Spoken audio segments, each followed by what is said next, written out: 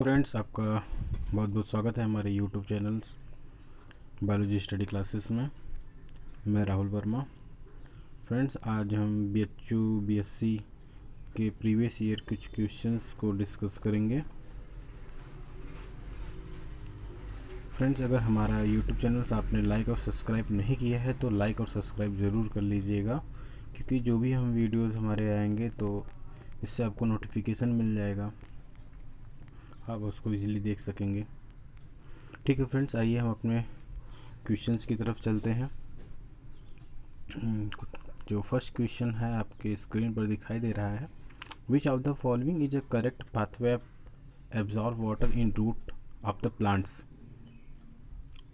देखिए फ्रेंड्स, इसमें पूछ रहा है ये कि क्वेश्चंस ये इसमें आपको पूछ रहा है कि जो वाटर का एब्जॉर्प्शन होता है प्लांट में वो किन सेलों से होकर के प्लांट्स में जाता है, प्लांट्स की एवरी पार्ट तक जाता है। तो एब्जॉर्प्शन ऑफ वाटर का तो रूट्स में ही होता है। तो रूट्स के अगर हम सेल को देखेंगे तो उसमें रूट्स है, root cortical cells, pericycles, passage cells, xylem, उसके बाद सबसे लास्ट में जाइलम ही आता है।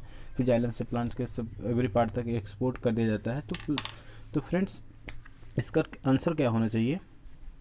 अगर आपको पता है फ्रेंड्स, तो जो भी आंसर आपको पता होगा तो आप प्लीज़ उसको कमेंट्स में ज़रूर बताइएगा। तो देखिए फ्रेंड्स, इसका आंसर जो होगा वो फर्स्ट होगा, क्योंकि फ्रेंड्स देखिए सबसे लास्ट में तो जाइलम होगा। देखिए इसमें भी जाइलम है, इसमें जाइलम नहीं है, इसलिए ये आंसर तो नहीं होना चाहिए। सबसे लास्ट में जाइलम ही आता है। ठीक है फ्रेंड्स, और देखिए उसके बाद रूट शेयर आते हैं, रूट शेयर सभी में है। तो देखते हैं, हम फर्स्ट देखते हैं सॉइल वाटर में जो सॉइल्स होता है वहाँ पे वाटर होता है, फिर उसके बाद रूट हेयर्स उसको ऑब्जर्व करते हैं, फिर कॉर्टिकल सेल्स में जाता है, कॉर्टिकल सेल्स से पेरिसाइकल्स में जाता है, फिर पैसेज सेल्स एट लास्टली में कहाँ जाता है, वो जाइलम में जाता है। फिर जाइलम से क्या होता है कि वो प्लांट्स की जो भी हर पार्ट तक उसको ट्रांसपोर्ट कर दिया जाता है with help of xylem. Okay friends, next देखते हैं, which of the following elements play an important role in biological nitrogen fixation. जैविक नाइट्रोजन स्थिरीकरण में कौन सा तत्व सबसे महत्वपूर्ण भूमिका निभाता है?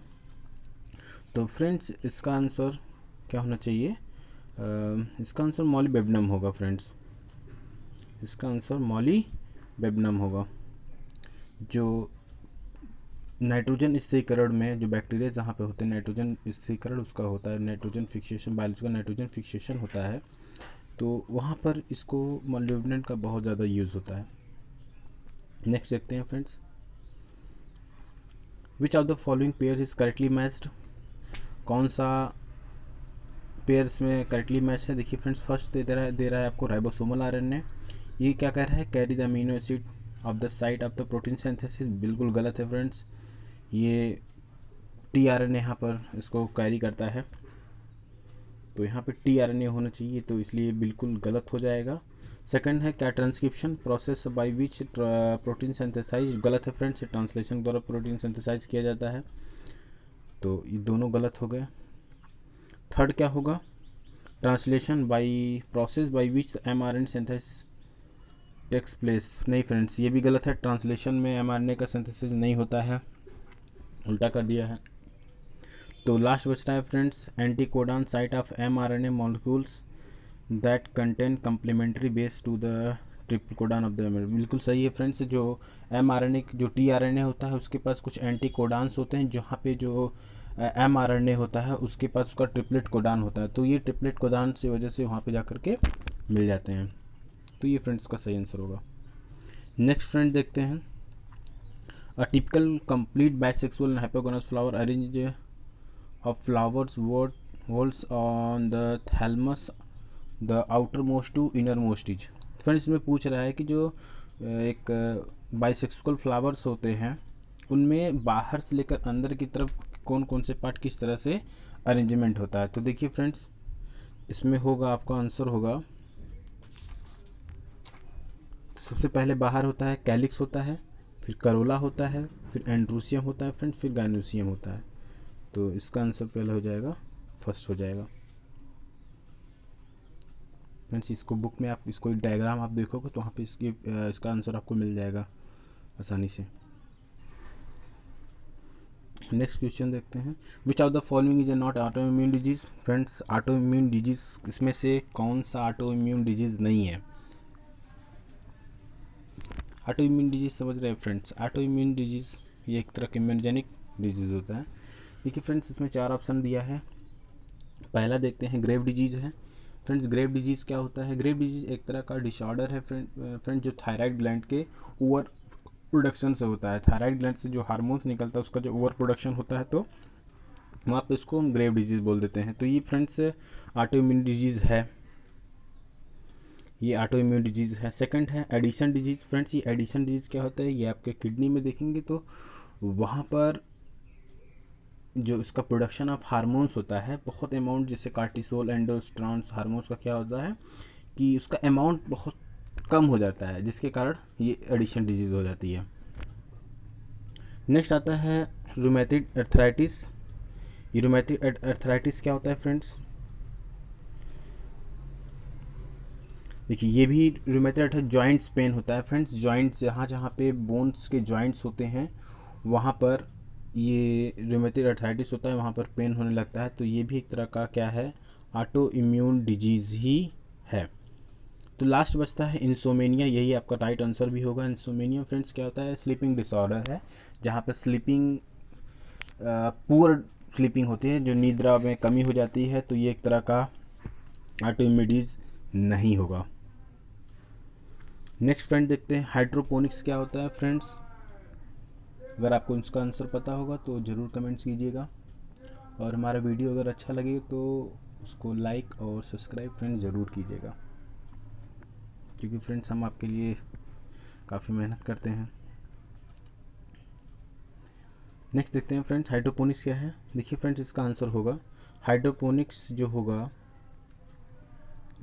Soil less cultivation of plant. जहाँ पर सॉइल लेस होता है, इसको केवल वाटर में इसको प्लांटेशन किया जाता है। देखिए फ्रेंड्स, आपको लगेगा कि plantation of cultivation of plant pure water बिल्कुल नहीं होना चाहिए फ्रेंड्स, क्योंकि वहाँ पे बहुत सारे न्यूट्रिटिक सोल्यूशन मिलाए जाते हैं उस वाटर में, फिर उसके बाद प्लांट का वहाँ पे कल्टीवेशन होता है। तो इसलिए प्योर वाटर में बिल्कुल नहीं होगा। Growth of toward water, water की तरफ नहीं फ्रेंड, ऐसा कुछ नहीं होता है। Growth of plant away the water बिल्कुल गलत है। तो इसलिए फ्रेंड्स ये क्या होगा? इसका soil less cultivation of plant होगा जाएगा हाइड्रोपोनिक्स। नेक्स्ट देखते हैं फ्रेंड्स, एंडोस्पर्मिक एल्ब्यूमिनस सीड्स क्या होते हैं? ये किस में पाए जाते हैं? 3 ऑप्शन दिए हैं आपको। फ्रेंड्स देखिए, एल्ब्यूमिनस सीड्स होते क्या हैं? कुछ न्यूट्रिटिक जो सब्सटेंस होते हैं जो कुछ प्लांट्स अपने अंदर स्टोर करके रखते हैं, जैसे ये ज़्यादातर ग्रेन्स में पाए जाते हैं, जितने भी अनाज होते हैं वहाँ पर पाए जाते हैं। तो इसलिए चिरल्स इसका आंसर हो जाएगा। बाकी बीन्स, पेयर्स और जो होते हैं ये तो एक तरह के कॉटिलेडॉन्स होते हैं, जो फूड को स्टोर करके रखते हैं अपने आप को ग्रोथ करने के लिए। जबकि ऑर्चिड्स एक फ्लावर है, उसमें ऐसा नहीं होगा, कुछ देखने को मिलेगा। नेक्स्ट फ्रेंड है 108 questions, the smallest living cells with the cell wall capable of growth of and dividing cells. देखिए फ्रेंड्स, इसमें पूछ रहा है कि ऐसा कौन सा सेल है, जिस सबसे छोटा सेल है जिसमें सेल वॉल्स पाया जाता है और उसके अंदर ग्रोथ और डिवीजन करने की कैपेबिलिटी भी पाई जाती है। तो देखिए फ्रेंड्स, वायराइड जो होगा वो बिल्कुल नहीं होगा, क्योंकि उसमें सेल वॉल तो हम देखने को नहीं मिल जाएगा। देखिए, सबसे स्मॉलेस्ट सेल तो पीपीएलओ होता है फ्रेंड, बट फ्रेंड्स इसमें सेल वॉल की बात पूछा, इसलिए आपको ध्यान देना पड़ेगा कि सेल वॉल होना चाहिए, इसलिए ये भी गलत हो जाएगा। तो प्रियॉन्स बचता है, और बैक्टीरिया तो प्रियॉन्स बहुत छोटे पार्टिकल्स होते हैं हार्मफुल। तो इसलिए फ्रेंड इसका आंसर क्या हो जाएगा? केवल और केवल बैक्टीरिया, जिसमें सेल वॉल्स, क्योंकि सबसे स्मॉलेस्ट यही है और साथ ही उसके पास सेल वॉल है जो इजीली ग्रोथ एंड डिवीज़न भी करता है। तो इसका आंसर राइट आंसर हो जाएगा फ्रेंड्स बैक्टीरिया। नेक्स्ट क्वेश्चन देखते हैं, mosquito day was celebrated on, mosquito day celebrated on. Friends का आंसर हो जाएगा 20 अगस्त। फ्रेंड्स कुछ आप डेज को भी याद रख लीजिएगा, क्योंकि एग्जामिनेशन में कोई न कोई डे, बायोलॉजिकल डे इस तरह से ज़रूर वो पूछ लेते हैं। Fermentation to produce alcohol by yeast is due to amylase, invertase, zymase and galactase. देखिए फ्रेंड, इन्वर्टेज जो होता है वो तो सीधा ग्लूकोज से जब सुक्रोज से ग्लूकोज फ्रक्टोज में तो कन्वर्ट कर देता है, लेकिन उसका अल्कोहल का प्रोडक्शन नहीं होता है। अल्कोहल के प्रोडक्शन के लिए हमें चाहिए होता है जाइमेज चाहिए होगा। फिर जो जाइमेज से ग्लूकोज, अगर हम जाइमेज का इस्ट को डाल देंगे तो सीधा आपका अल्कोहल प्लस CO2 का फॉर्मेशन हो जाता है। इसका आंसर फ्रेंड थर्ड होगा जाइमेज। नेक्स्ट क्वेश्चन देखते हैं, लेबोरेटरी वीड्स या guinea pig of the plant kingdom किसे कहते हैं फ्रेंड्स? देखिए फ्रेंड, लेबोरेटरी वीड्स के नाम से एस्परजिलस जो होता है उसको लेबोरेटरी वीड्स के नाम, या ये एस्परजिलस जो होता है उसको लेबोरेटरी वीड या guinea pig of the plant kingdom से भी नाम से जाना जाता है। अगर फ्रेंड्स इसका आपको आंसर पता होगा तो ज़रूर पहले कमेंट कीजिएगा। नेक्स्ट फ्रेंड्स है algae of age of algae या period of age algae in geological time scales. Friends इसका आंसर क्या होना चाहिए? अगर आपको पता है तो कमेंट जरूर कीजिए। देखिए फ्रेंड, इसका आंसर होगा pre cambium area. Pre cambium area जो था उस एरिया को हम जियोलॉजिकल टाइम ऑफ हम एल्गी के नाम से भी जानते हैं। तो इस टाइम में एल्गी का ओरिजिन हुई थी, इसलिए हम इसको प्री कैम्बियम एरिया कहते हैं। फ्रेंड्स इसको आप याद रख सकते हैं डायरेक्टली। नेक्स्ट क्वेश्चन फ्रेंड देखते हैं, vascular cryptograms and botanical snake of the plant kingdoms. सवर्णी क्रिप्टोग्राम पादप जगत का आनुवंशिक सांप किसे कहता है?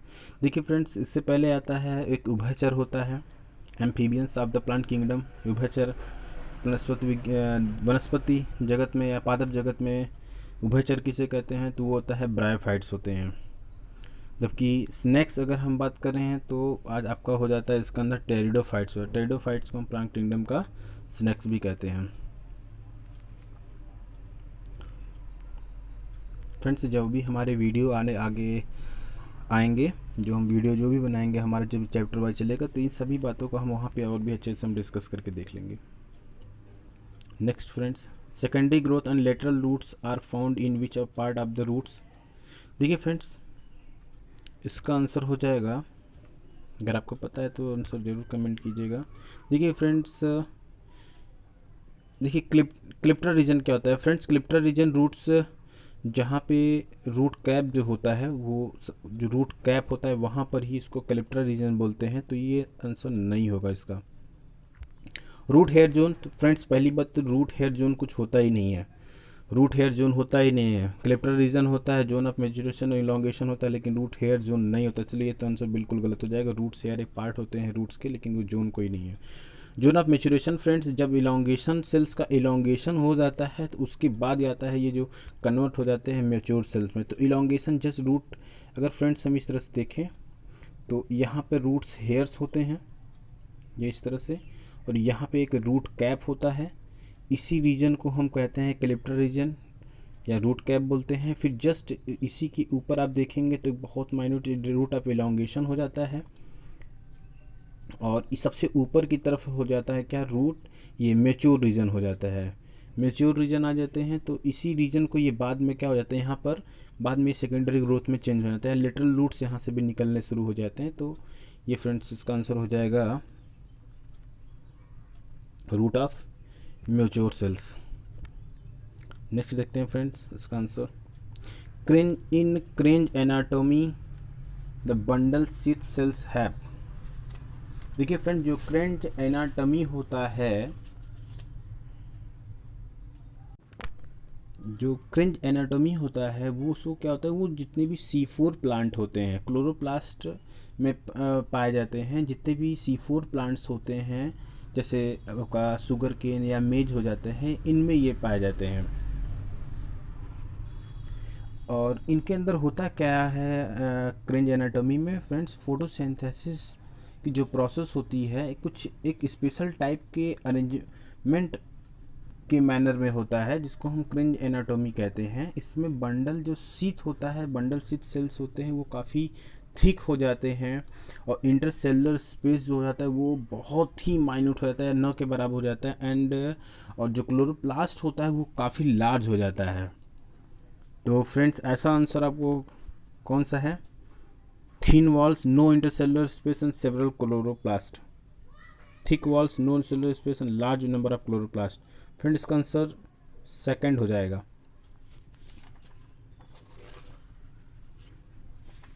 चलिए आगे चलते हैं। 16 क्या कह रहा है फ्रेंड्स?